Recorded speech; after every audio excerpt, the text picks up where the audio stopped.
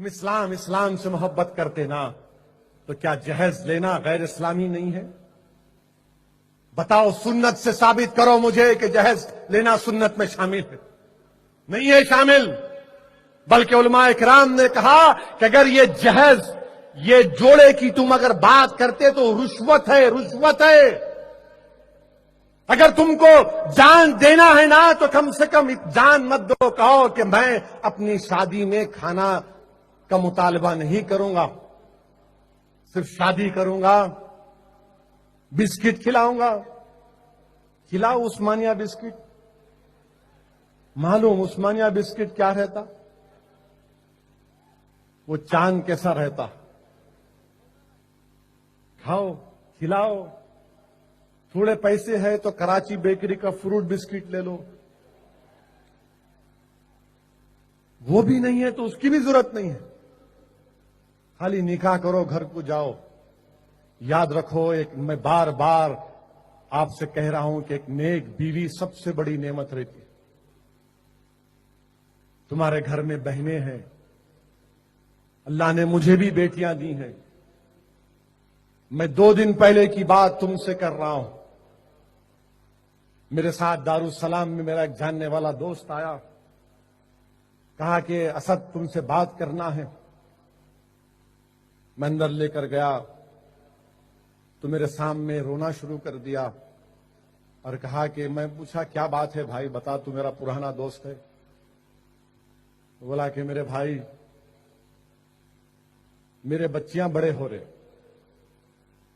میرے کو اللہ نے 5 بیٹیاں دی ہیں، میرے گھر میں 3 بہنیں ہیں۔ جو بھی رشتہ طے کرنے جا رہا ہوں بول رہے کہ جوڑے کے 3 لاکھ روپئے، 2 تولے سونا، 500 لوگوں کا کھانا بریانی ہونا، اس میں کیا کروں بھائی؟ میں لوگوں کے سامنے جا کے بھیک بھی نہیں مانگ سکتا، میں اپنی عزت کا سودا نہیں کر سکتا، میں کیا کروں؟ اور آپ وہ ظالموں کا ویڈیو دیکھ کر آپ کو بھٹکا رہے ہو لوگ۔ آؤ، یہ برائی کا ہم خاتمہ کرتے ہیں۔ ہے ہمت تم میں؟ ہے تم میں ہمت کہ تم جہیز کا خاتمہ کرو گے؟ اگر ہے ہمت تو آج ارادہ کرو اللہ کا نام لے کر کہ دوبارہ کوئی ایسا بھائی نہیں آئے گا روتے ہوئے دارالسلام کا کہیں پر۔ تم نہیں جانتے کہ کتنے گھروں میں پریشانی ہے، کتنے لوگ پریشان ہیں۔ اگر رسول اللہ صلی اللہ علیہ وسلم سے محبت ہے تو جاؤ پڑھو شہزادی جنت کا نکاح کیسا ہوا، دیکھو، دیکھو، پڑھو۔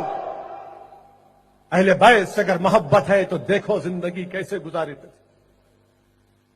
نوجوانوں، آج تم کو میں دعوت دے رہا ہوں، تم کو میں ترغیب دے رہا ہوں، تم سے بھیک مانگ رہا ہوں، تم سے ڈیمانڈ کر رہا ہوں، تم سے اپیل کر رہا ہوں کہ ختم کرو ان برائیوں کو۔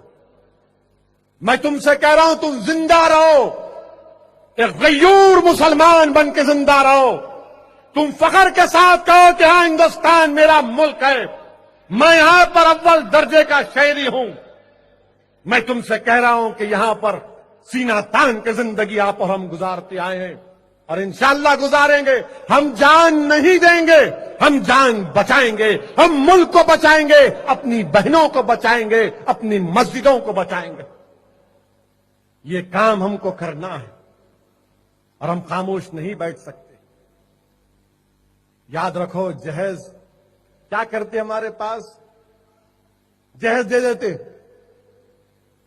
باپ کا انتقال ہو جاتا، اماں مر جاتے، بہن بولتی میرا حصہ کہاں ہے؟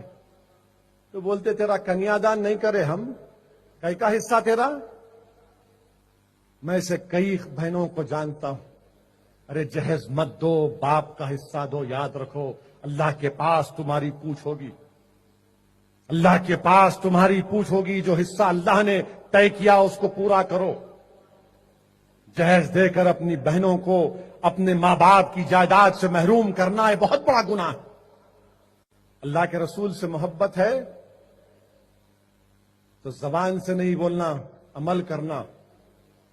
خالی یہ بول دیا او سبحان اللہ، نعرے تکبیر، اللہ اکبر کا نعرہ لگا دیے، ہم سر کٹا دیں گے، कूद जाएंगे आग से। मोटरसाइकिल से गिरे तो रोना शुरू कर देते, अम्मा अम्मा अम्मा। मेरे दोस्तों, ये जो आग में आप जल रहे हैं, इस आग को बुझाओ ताकि हशर के मैदान में हम तमाम पुकार कर कहेंगे रसूल अल्लाह सल्लल्लाहु अलैहि वसल्लम को देखकर, या रसूल अल्लाह आपका गुलाम हाजिर है, या रसूल अल्लाह एक नजर करम कर दीजिए। तुम इस्लाम। हुजूर अलैहिस्सलाम आगे बढ़े तो कुछ लोगों को देखा कि वो खून के दरिया में और उनके पेटों में पत्थर हैं। तो जिब्रील अमीन से पूछा कि ये कौन बदनसीब लोग? तो अर्ज करने लगे, या रसूल अल्लाह सल्लल्लाहु अलैहि वसल्लम, ये वो बदबख्त हैं जो सूद खाते थे। सूद लेना, सूद देना, सूद की रकम पे गवाह बनना, विज़र में, गुनाह में सब बराबर। और अल्लाह ताला जल्ला शानहू ने इतनी सख्ती के साथ हमें सूद से मना किया है। कुरान मजीद उठा के देखिए, किसी शख्स से अल्लाह ने ऐलान जंग नहीं किया, सूद खोर से ऐलान जंग किया। अल्लाह अकबर। और मुझे बताओ, जिसको अल्लाह जंग का चैलेंज दे तो फिर उसके पल्ले बचता क्या है, उसके पास रहता क्या है? उसका सब कुछ लुट जाता है। जिसे अल्लाह कहे कि तेरे साथ मेरा ऐलान जंग है, तेरी मेरी जंग है, तो फिर क्या कोई मुकाबला करने की सकत रखता है? तो सूद खोर चैन गवा बैठता है, करार लुट जाता है, बातें उजड़ जाता है। वो समझता है कि इससे मेरा कारोबार आगे निकल जाएगा, लेकिन उसका अंजाम रुसवाई है। चूंकि अल्लाह जल्ला शानहू जब किसी को ऐलान जंग दे रहा है तो फिर उसका नतीजा शिकस्त की सूरत में उसे देखना पड़ेगा, क्योंकि अल्लाह का मुकाबला करने की किसी में हिम्मत और सकत नहीं है। तो वो रुसवा हो जाएगा। कुर्बे क़यामत में सूद आम कर दिया जाएगा, मुख्तलिफ नामों से सूद होंगे। बल्कि एक मुकाम पे फरमाया कि सूद ना पहुंचा हर शख्स को उसका दुखान यानी धुआं जरूर पहुंचेगा। तो इसलिए बहुत ज्यादा एहतियात करने की जरूरत है अपने मामलात को पाक रखने की। मुख्तलिफ जरियों से मुख्तलिफ पैकेज लेके लोग आपके पास आते हैं और आपको सूदी कारोबार में फंसाने की कोशिश करते हैं। अल्लाह ने जो दिया है उस पे तवक्कुल करो। गरीबों की निस्बत उमरा दौलतमंद ज्यादा फंसते हैं कि कारोबार बड़े ऊपर चले जाए।